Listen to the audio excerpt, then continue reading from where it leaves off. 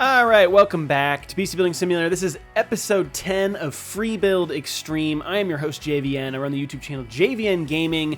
You can find out more about my YouTube channel if you follow the link in the description below. I play a lot of PC Building Simulator, and I've loved this game and gotten to do a lot of stuff with it. And this is episode 10, like I said, of Free Build Extreme. We're on episode 10. We've done it. This is the 10th time, the 10th video, the 10th build, it's number 10. I don't know, it feels significant. But today we're going to do a pretty cool build, something that's only possible because of some of the new things that we got in the 1.14 update to PC Building Simulator, which has been a little while, but we're gonna show off a few of the parts that are new. Well, really, like one of the main parts that got introduced in that update. So with that update, we got a bunch of new parts. We got this Office, the new Iratech Executive Suite, free for anyone with the base game to celebrate the free IT expansion, which is cool. So you got your big man. Anyway, you know, it's a pretty cool space. So what we're gonna build today, though, this is gonna be like a compact PC, a powerful compact PC, kind of like a fully custom water cooled PC with like a small footprint. So, and what makes this possible is a case that was introduced in the 1.14 update, and it's a very cool case.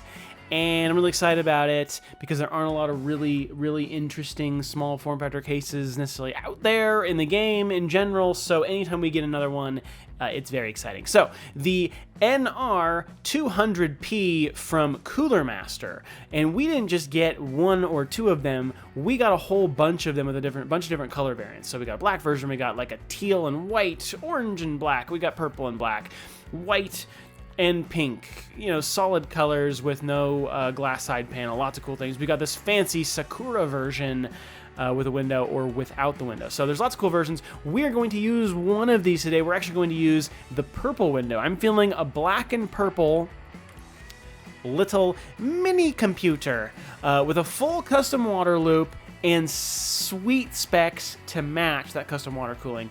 It's going to be a fun one. So let's get started and let's take this case apart. So we've got a solid glass side panel on the front side. Some of them just have the perforated side on both. I chose a glass one because I want to see our cool water cooling build.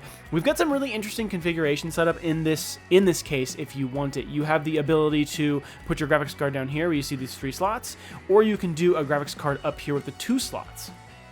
There's also this grid, which allows you to mount a radiator or fans over here. We're going to remove this grid, and we are not going to put it back in the case, actually, for what we're doing today. Because we're trying to do full custom water cooling, we are going to need to put our our GPU in the vertical slot and put our radiator down here. So we're not going to use that grid. We're going to get that grid out of here. We're going to leave that in the parts bin. So let's remove our top fans here. The included fans are Cooler Master's Sickle Flow 120 mils. Those were also introduced in the 1.14 update, I believe. We'll take off our front panel, or our top panel, our front panel, and then we have a dust filter down below. And that's pretty much it. We can obviously pull out the PCI covers here. We will remove 2 of those. You can also remove the PSU mount, though I don't actually super know why you need to. Because you can't install a power supply with it removed. So, speaking of installing power supplies, let's do it. Now, because it's a small form factor case, we're going to be using NSFX power supply, which is code for a little teeny baby power supply. A very cute little baby power supply. Which means we're going to be a little bit limited on wattage. So the highest wattage you can see is the FSP Dagger Pro 650 watt or Silverstone's 650 watt. We're going to go Silverstone's because I'm looking for that black and purple theme. And this is gunmetal with gold and this is black. So we're going to do this one. So we'll go up here and we can just slide that in. I was experimenting with these purple cables, but I don't think they're going to work out. Matching purple to this case is really quite tricky, actually. So we're going to do black. We're going to be a little bit boring here. We're going to do ribbon braided plain black, which I think is like the default cable. So sorry, a little bit boring, but it ends up being just a little bit clashy because this is a very particular shade of color, which we'll kind of have to figure out how to match our custom water cooling loop to later. So, okay, we've got a power supply. We're done, right? No, not quite, not at all. Let's get a motherboard installed. This is going to be a mini ITX motherboard. That's the only size that's going to fit in this case. It is very small, and I really like the Asus ROG Strix X570i Gaming. It's a very nice board. I like it very much, and it is nice and black everything. We have a single M.2 slot on the front, and we actually have one tucked around the back. I believe that's right. So let's put a little bit of storage in here. We got a few, oh, hello, please don't do that. We got a few different new M.2 offerings in the latest updated PC Building Simulator from T-Force, and I'm going to just, team group with the T-Force line. Anyway, it's kind of confusing. I'm gonna put those on the front and back. This is going to be kind of a lot of storage for what is not necessarily like a super totally high-end build necessarily, but we're gonna do it anyway. 4 terabytes on the front and 4 terabytes on the back. What did this show? Oh, okay, no, right, that's cool. So 8 terabytes of M.2 storage. Now that is not PCIe Gen 4, that is Gen 3. So, you know, there's that. But that's a lot of storage, which is pretty cool. So we got our storage taken care of. We've got our motherboard. Let's get a CPU installed. Now, when we talk about the CPU and the GPU in this build, I would love to have gone tippity top spec. But again, 650 watt power supply. So we get a little bit limited there.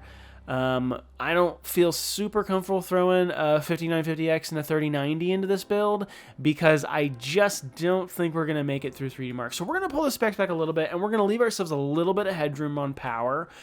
We should leave a little over 230 watts of headroom. So we could probably push it a bit more, but that gives us a little bit of room for overclocking and whatnot. So anyway, that's all to say, we're going to use the Ryzen 5600X, which is still a great CPU. And for gaming, it's really very good. And it has quite a bit lower TDP than some of the other Ryzen CPUs. So the Ryzen 5 6-core, 12-thread 5600X is going to serve us just fine, but we're not going to slouch on the GPU. And I'm not putting that in yet, but I'm just going to tell you we're not going to slouch on it. That's all I'm going to say. New parts also from 1.14 update. I want to put in some really cool looking black RAM, and we've got some new ones from here from Team Group. This is like a Team Group PC. Sort of, not really, kind of. The Dark Pro, and I'm going to go with the 8 gig 3466 DIMM. So 2 of those will get us up to 16 gigs. What's cool is it's a very nice, just simple, non-RGB, black DIMM, and I mean, honestly, anything back here, you're gonna see, we aren't gonna see really anything back here once our GPUs vary in the way. So don't get too hung up on how any of this stuff looks. All right, we're gonna do custom water cooling. We said that, so let's go ahead and get our thermal paste in our CPU, and let's get a CPU block also installed on the CPU. I'm really liking the EK Supremacy Edge Black Plexi. Again, we're not really going to see it that much, but it sure is cool looking right now while we can see it. Nice and black. We got a good black and purple going right now. Things feel right.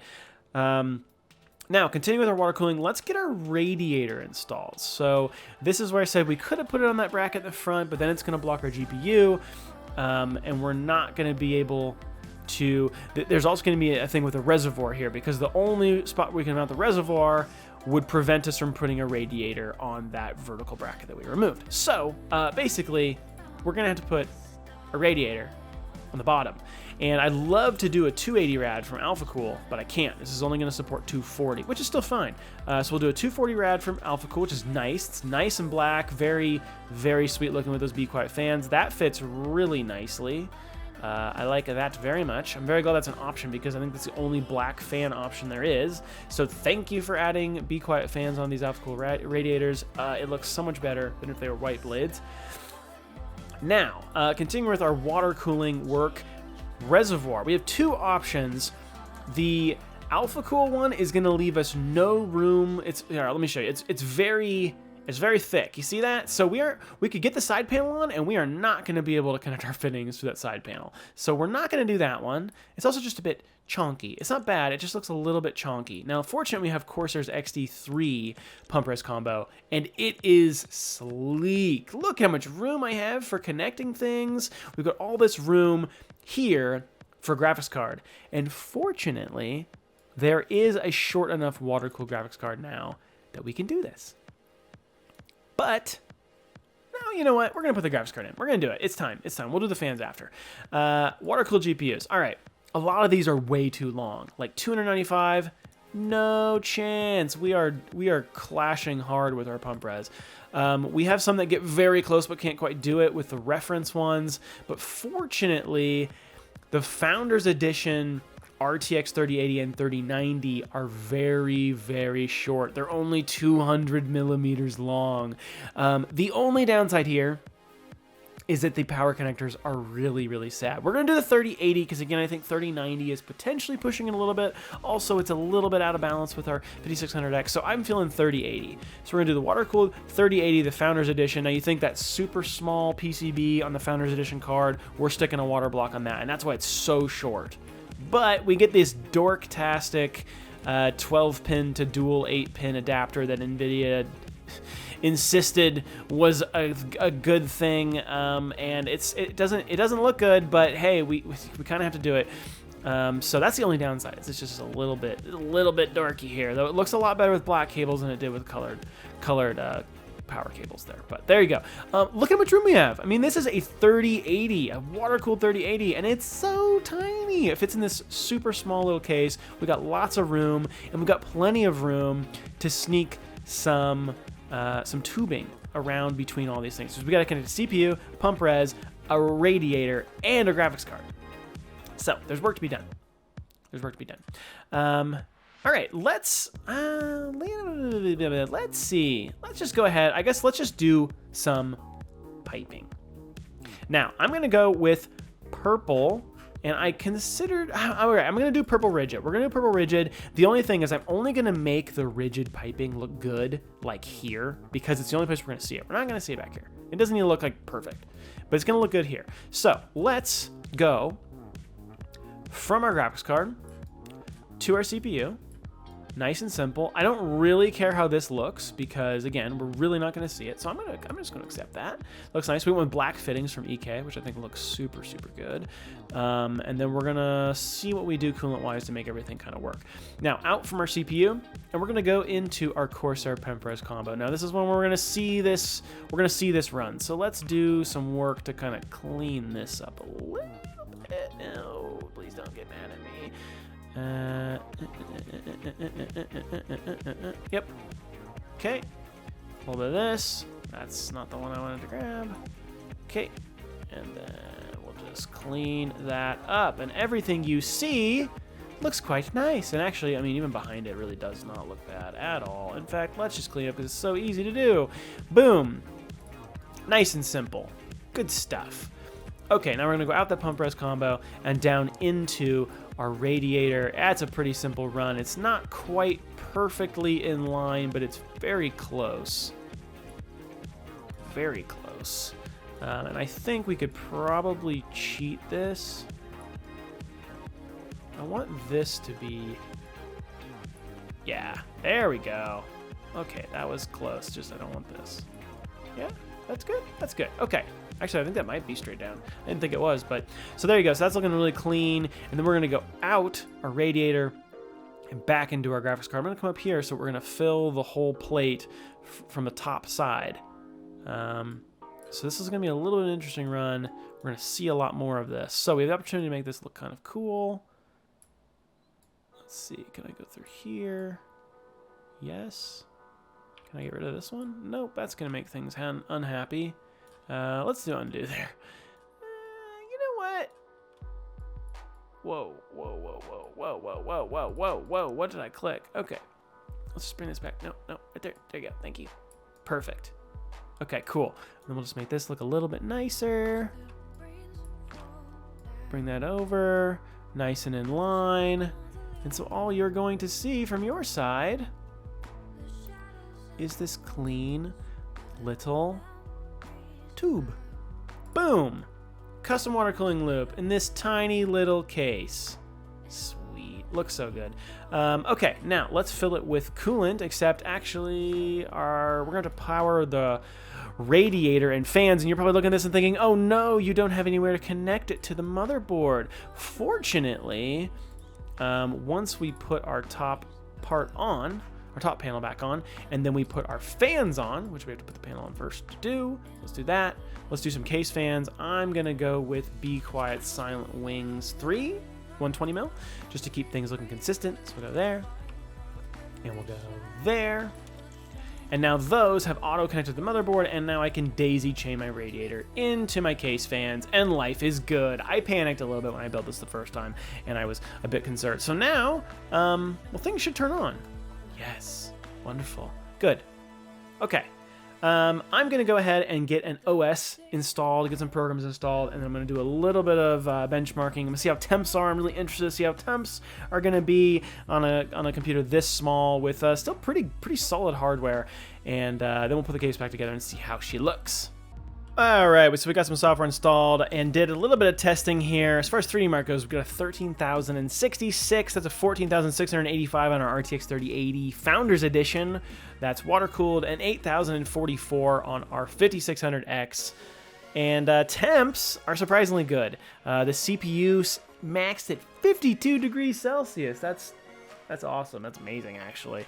And GPU's good to go under 70 degrees Celsius. Now, of course, we have some power overhead here. 415 watts is our power draw. We have a 650 watt power supply, so you would have room to do some overclocking here. We could definitely get some more out of that GPU and get some more out of that CPU and improve those scores a bit.